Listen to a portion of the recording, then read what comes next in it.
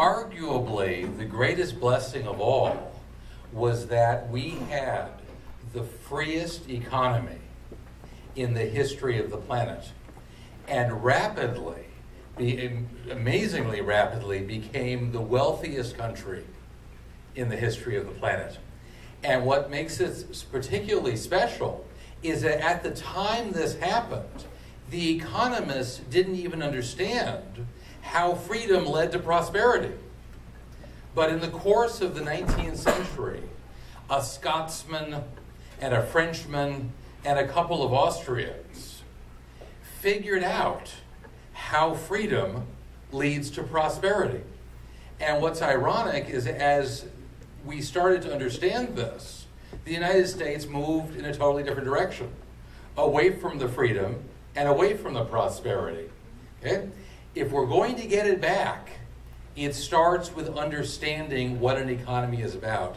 So 5 years ago, I put together a program called Economic Literacy. And it's designed exactly for folks like you who understand that we need freedom, we need capitalism, we need markets, we need competition, and we don't need government dictates. But what we need is to win this argument. You know, elections are really important. I'm a big believer in elections, and I'm glad you guys are working hard for the election. But the future of this country is going to be decided over the backyard fence. It's going to be decided with the argument you have with your liberal cousin, you know, over Thanksgiving dinner.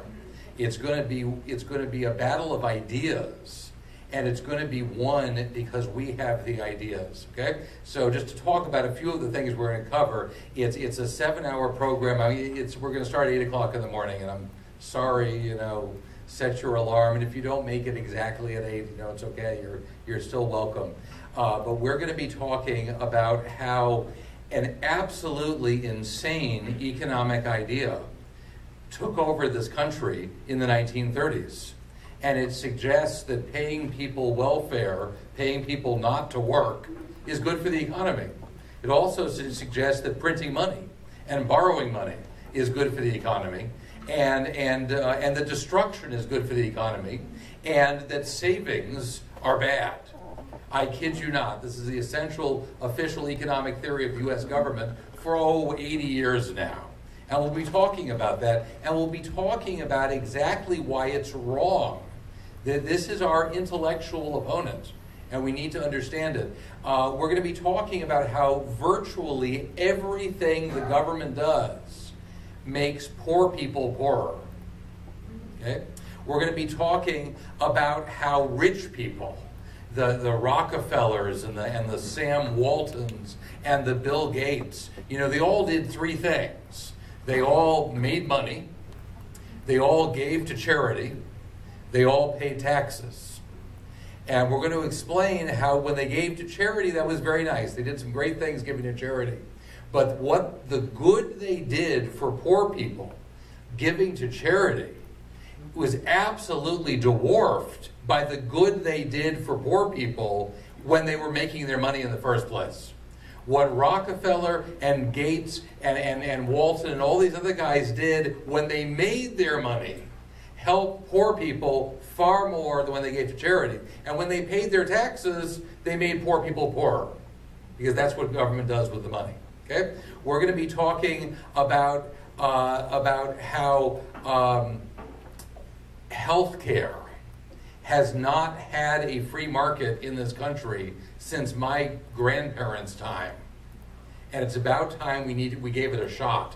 The only reason we have Obamacare at all is that we gave up on the free market and moved in a totally different direction. And this always happens. Socialism doesn't work, and it leads for more calls for socialism.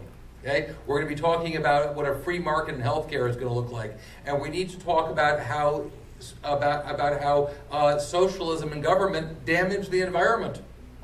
We're going to be talking about how education in this country would be so much better if we allowed a free market to come into it. First half, it's going to be theories, and the second half, it's going to be practical applications. We're going to address the boogeymen of economics, which are put out there to scare you, that in a free market, everything will become a monopoly. and it's not true. And it's very easy to demonstrate why that's not true. We're going to talk, or that we're going to have child labor. It's not true.